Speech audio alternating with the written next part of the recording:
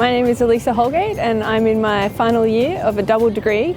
I do a Bachelor of Engineering, specialising in environmental engineering, and a Bachelor of Science, for which my major is ecology.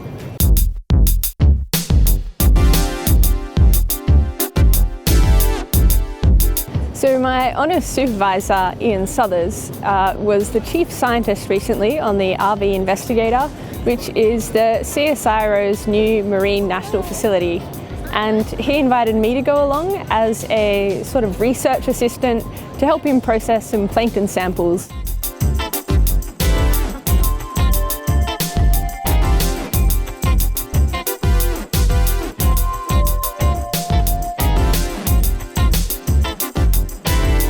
Some really cool discoveries were that there were lots of lava lobster, which actually look very odd. They're quite flat, you wouldn't expect it. And also that there were some extinct volcanoes that were discovered off Sydney, and it made the news recently.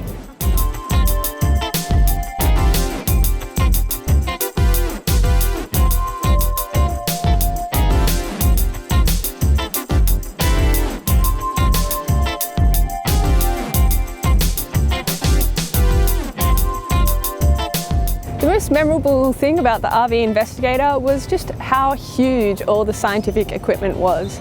They had giant lift arms and cranes, and all the devices were really big so that they could take lots of samples in one go. So our nets, we were using a type of net called an EZ net, which is actually automated so that different nets can open and close with the push of a button, and you can have lots of different samples at different depths from the one net drop.